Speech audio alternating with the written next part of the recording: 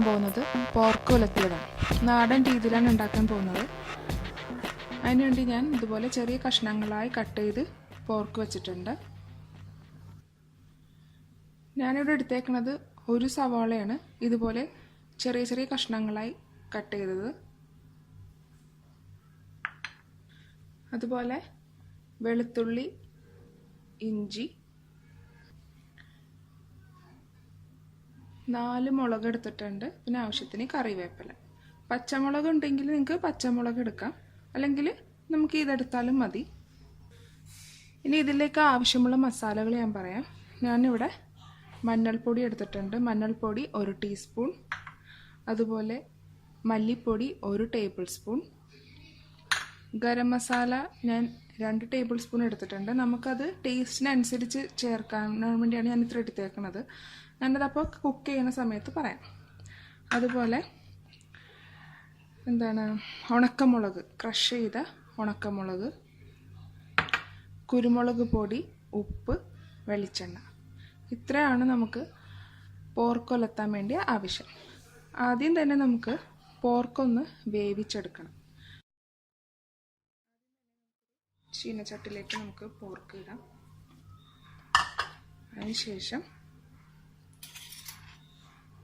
നമ്മൾ എടുത്തു വെച്ചതിന് കുറച്ച് മഞ്ഞൾ, ഇത്രയും മതിയാവും. ഇനി ആവശ്യത്തിന് ഉപ്പും ചേർക്കുക.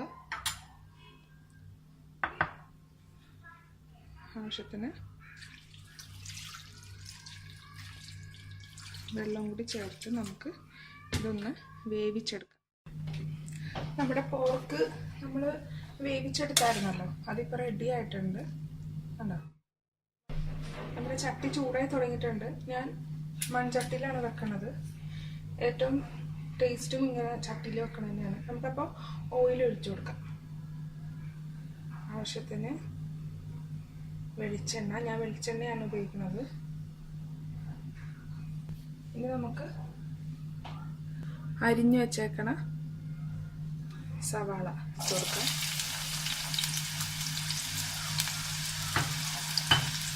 അതുപോലെ വേപ്പിലയും മുളകും ഇനി നമുക്കൊന്ന് നല്ലവണ്ണം വഴറ്റി കൊടുക്കാം.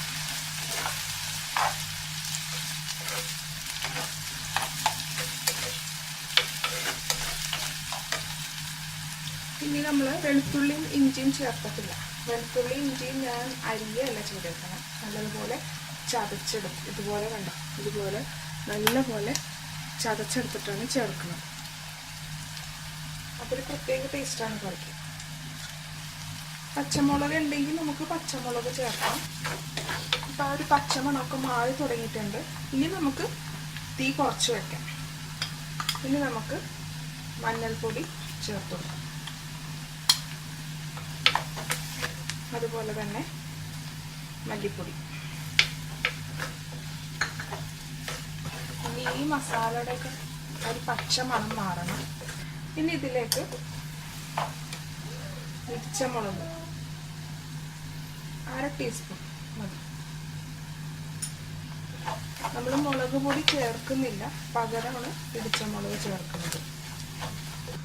ഇനി നമുക്ക് കുരുമുളക് പൊടി 1 ടീസ്പൂൺ,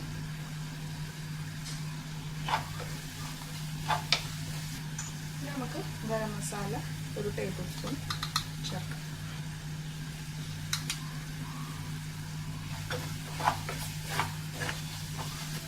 ഇപ്പം നമ്മുടെ എല്ലാ മസാലയും ചേർത്തു. ഉപ്പൊഴികെ ബാക്കിയെല്ലാം ചേർത്തിട്ടുണ്ട്. ഉപ്പ് നമുക്ക് ഏറ്റവും ലാസ്റ്റ് ചേർത്താൽ മതി. നമ്മൾ പോർക്ക് വേവിച്ചപ്പോൾ ഉപ്പ് ചേർത്തല്ലോ, അപ്പോൾ ഇനി ഇതിലും കൂടി ചേർത്തതിന് കൂടിപ്പോകരുത്. ഇവിടെ ഞാൻ എടുത്തേക്കുന്ന പോർക്കിൽ നിന്ന് നമ്മൾ വെള്ളം എടുക്കാറില്ല, എങ്കിലും ഇതിൻ്റെ മേൽഭാഗത്തുനിന്ന് കുറച്ച് മാത്രം ഉണ്ടോ,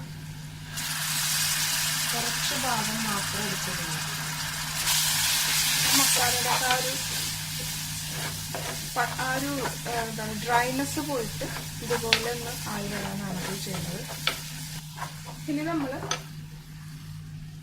വേവിച്ച പിഗ് ചേർക്കാൻ പോവാണ്.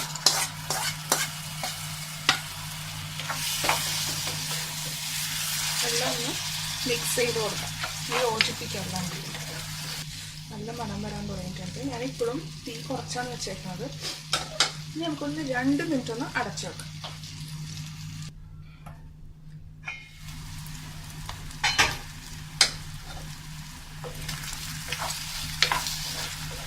നമ്മുടെ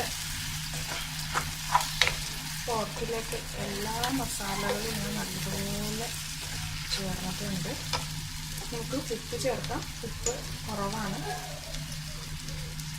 ആവശ്യത്തിന് ഉപ്പും എരിവൊക്കെ നിങ്ങളുടേതായ ഇഷ്ടങ്ങളനുസരിച്ച് മാറ്റങ്ങൾ വരുത്തണം. ഈ കറിക്ക് ഒരൽപ്പം എരിവ് മുമ്പേ നിൽക്കണം എന്ന ഒരു കറിയാണിത്.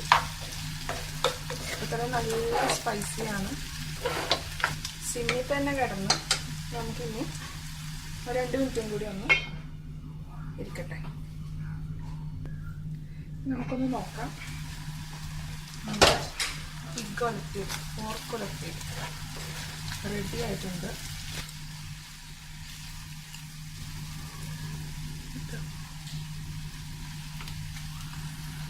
അപ്പോൾ നമ്മുടെ പോർക്ക് ഉലർത്തിയത് റെഡി ആയിട്ടുണ്ട്. നല്ല സ്പൈസിയാണ്. എല്ലാവരും ഇത് ട്രൈ ചെയ്ത് നോക്കണം. Thanks for watching my video. Hope you enjoyed it. Please subscribe my channel, follow and share my social network.